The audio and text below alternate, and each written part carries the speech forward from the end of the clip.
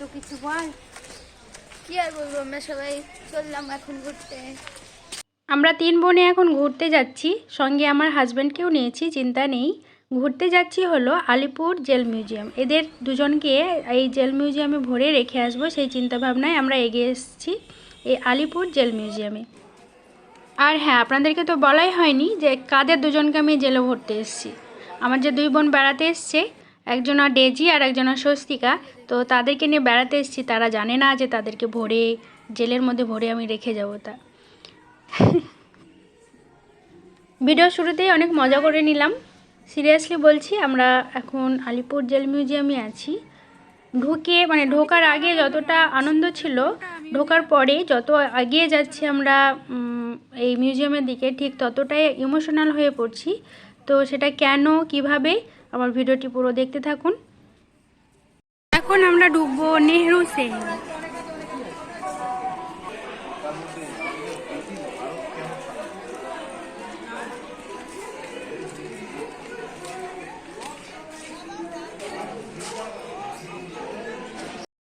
জওহরলাল নেহরু 17 ফেব্রুয়ারি 1934 থেকে 7 মে 1934 পর্যন্ত এই কারাকক্ষে ছিলেন।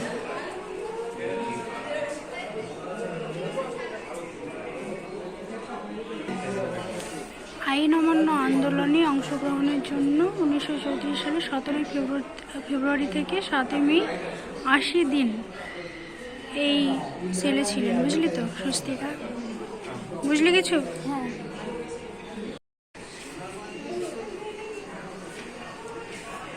এখানে এটা আসলে কি, এখানে গুদামঘর আগে ছিল তাই তো? সেটা নাকি এটা like a library I think.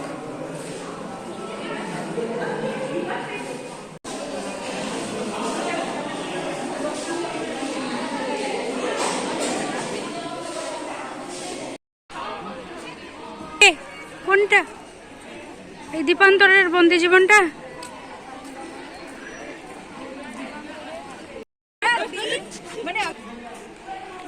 এটা হলো জেনারেল সেল। চল আগাই। Police museum.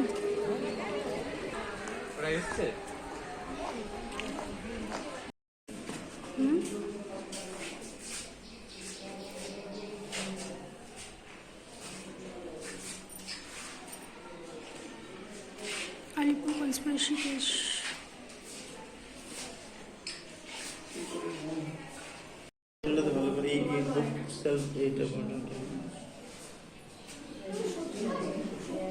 বুক বুম।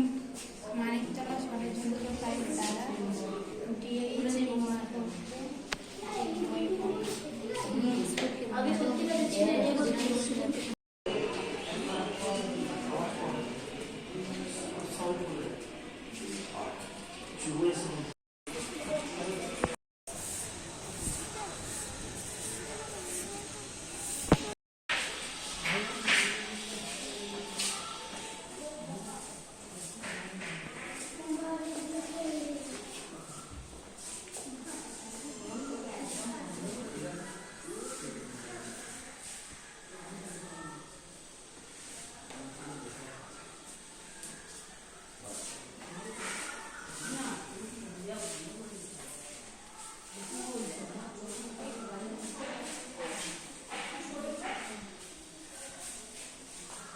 এখন যেখানে ঢুকছি সেখানে হলো ওই বন্দীদের জীবনচর্চা।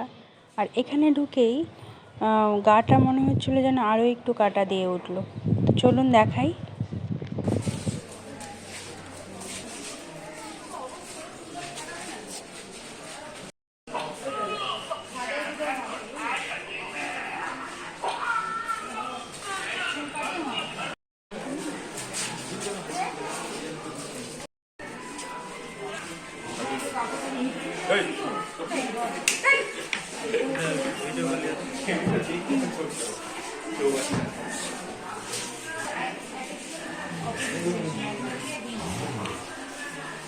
থালা ছিল।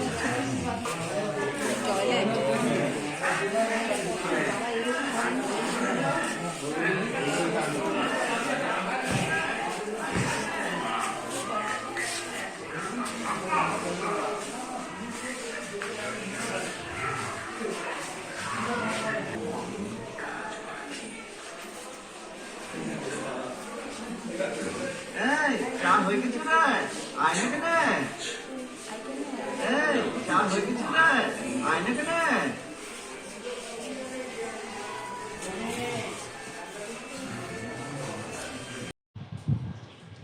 ব্রিটিশদের অত্যাচারের কথা তো আমরা ইতিহাসের বইয়ের পাতায় পড়েছি, কিন্তু এখানে এসে দেখে মনে হচ্ছে যেন আমরা জীবন্ত বা লাইভ যেটা দেখা বলা হয় না, সেই জিনিসটা আমরা ফিল করতে পারছি। সত্যি খুব প্যাথেটিক মনে হচ্ছিল। সন্ধ্যে 6টার পরে খুব সম্ভবত লাইট সাউন্ড হয়, ওটার জন্য এক্সট্রা টিকিট কাটতে হবে। ওটার জন্য টিকিটের মূল্য হলো 100 টাকা করে পার পার্সন। আমরা এখন এসেছি এক্সিবিশন হলে।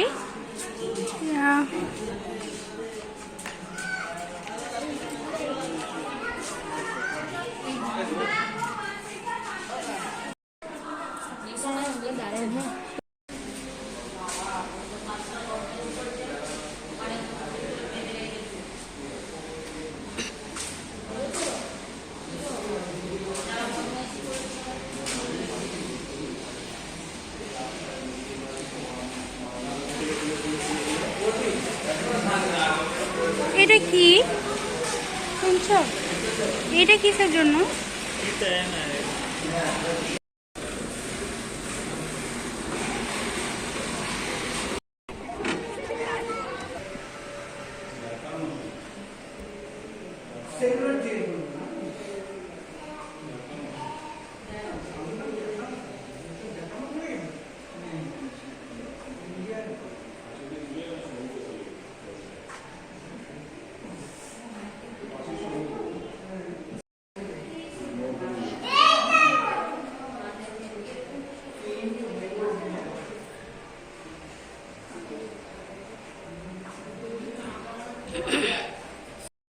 এখানে যে মডেলটা দেখতে পাচ্ছেন, যে আদলে তৈরি হয়েছে, সেটা হলো আন্দামানের সেলুলার জেল।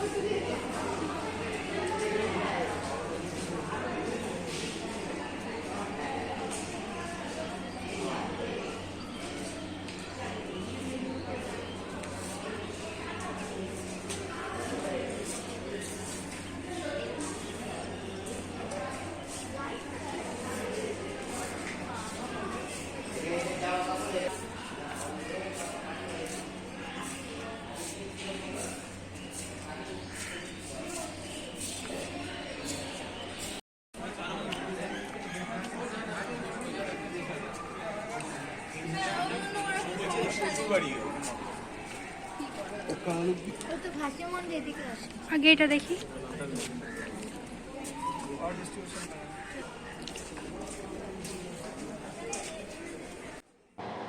আলিপুর জেল মিউজিয়ামের টিকিট মূল্য হলো 30 টাকা, আমি বলে দিচ্ছি। আর হলো 5:30 পর্যন্ত খোলা থাকে, 11টা থেকে, খুব সম্ভবত 11টা থেকেই। হ্যাঁ, আর আরেকটা কথা, যে আমি অনেক দিন পর ব্লগ নিয়ে আসছি, আপনাদের সেই রকম সাপোর্ট পাচ্ছি না, জানি না কেন, সেই জন্য। তো চেষ্টা করব আবার ডেলি নিয়ে আসার। তো আপনাদের কাছে অনুরোধ রইল আমার চ্যানেলটি সাবস্ক্রাইব করে দেওয়ার। আর ব্যাস এইটুকুই। ডাক্তার বিধানচন্দ্র রায় নয়, ওই নেতাজি সুভাষচন্দ্র বসু, ওইটা নেই। এতক্ষণ ঘুরছিলাম, মনটা তো ভারাক্রান্ত হয়ে এসেছিল, কিন্তু এখন যেখানে ঢুকছি মনে হচ্ছে যেন শরীর মন সমস্ত কিছু কাটা দিয়ে উঠছে। তো চলুন দেখাই আপনাদেরকে। এই যে ফাঁসি মঞ্চ, এখানে দুটো ফাঁসি মঞ্চ আছে। তো এটা একটা সত্যি কি বলবো, আর বলার ভাষা নেই। যাদের ফাঁসির আদেশ দেওয়া হতো তাদেরকে ফাঁসির আগের মুহূর্তে এখানে এনে রেখে দিত।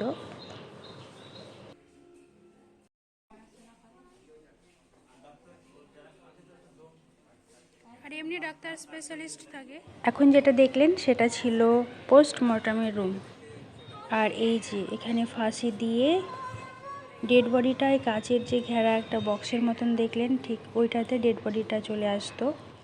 সত্যি কী বলবো, গাটা যেন কেমন করে উঠলো। কিছু মুহূর্তে যেন চুপচাপ হয়ে গেছিলাম। সেই কত বছর আগের টাইমে মনে হচ্ছে যেন ফিরে গেছিলাম আমরা।